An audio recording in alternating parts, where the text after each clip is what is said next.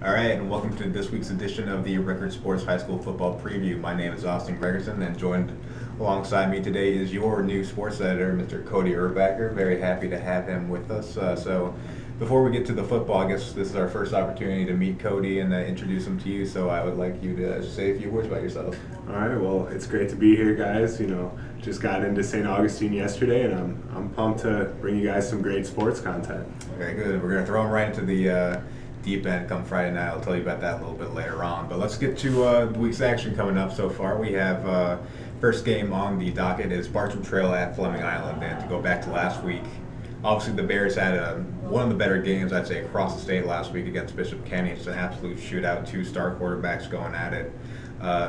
Unfortunately for Bartram Trail, they came out short at the end. It was one of those games where it seemed like whoever had the ball last with most time was going to score and win the game. But I think they're going to be able to bounce back this week against Fleming Island, because Fleming Island is a much different team from Bishop Kenny in that they don't have a John Walford at quarterback, which will help, but they're a much bigger team, a lot slower pace. And I think the pacing of Bartram Trail with their speed, their offense, they still have weapons, they still have PJ Blazkowski, and I think that's going to be enough to really kind of get them over the edge. And even their record at 1-1, you don't really see Bartram start off the season with a loss that often. So I don't think that'll be too much to ask of them. And we're going to take it easy on Cody here for a second, because I remember when I was in his spot last year and I had no idea what I was talking about.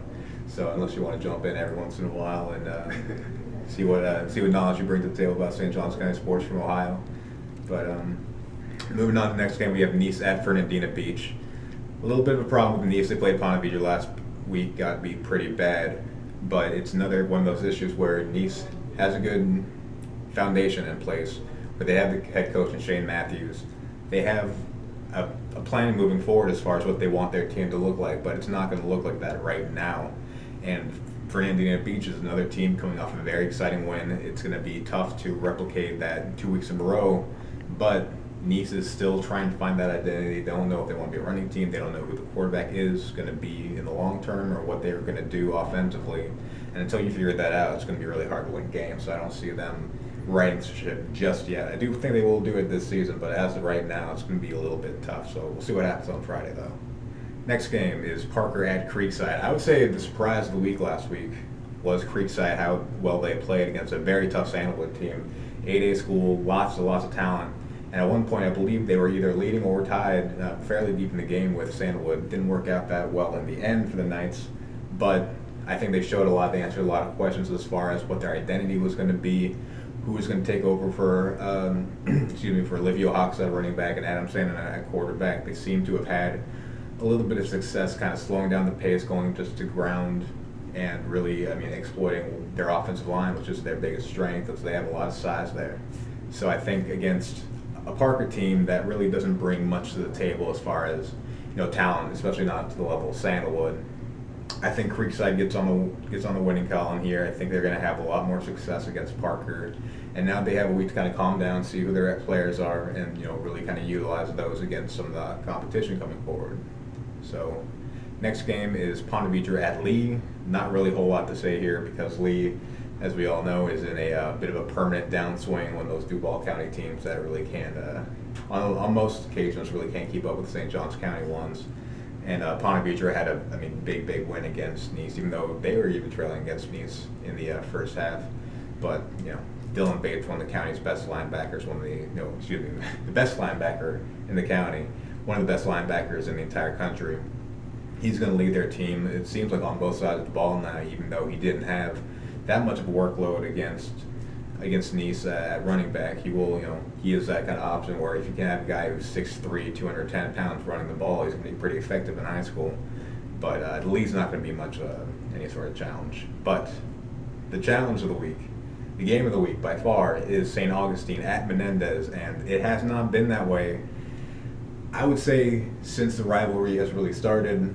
And that has Menendez has been in school for 12 years. I was doing the math earlier today. You may not have seen it on Twitter, at A.B. Gregerson, by the way.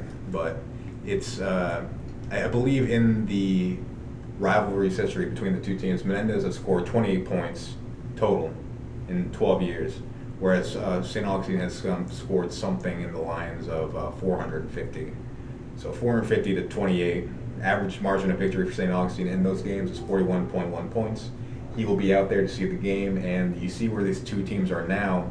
It is not the case as it has been in the past. So this is the first meeting between the two teams where St. Augustine has come into the game with a worse record than Menendez. Even when Menendez had some good seasons, that's when St. Augustine was losing 1 game a year, 2 games a year.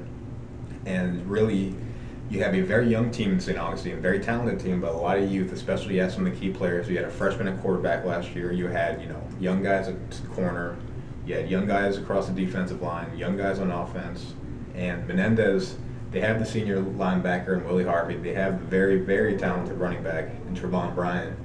And we'll see how Joey Wild's defense can kind of contain a much more manageable offense than Trinity Christian, because Trinity Christian had some, absolutely unbelievable athletes last week against St. Augustine. They had 3 guys in their junior class who had major D1 offers, and you're not going to see a better team than Trinity Christian all year than them.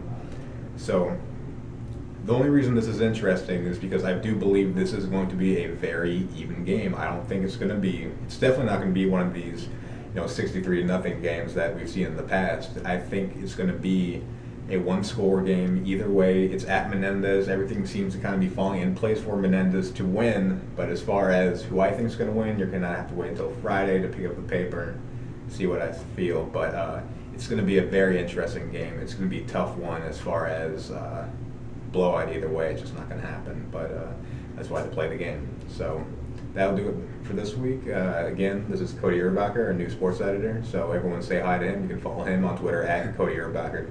You can follow me on Twitter at AB Gregerson, the Record Sports page at Record Sports, staugustine.com/sports. And if I don't see you on Friday night, I'll see you online.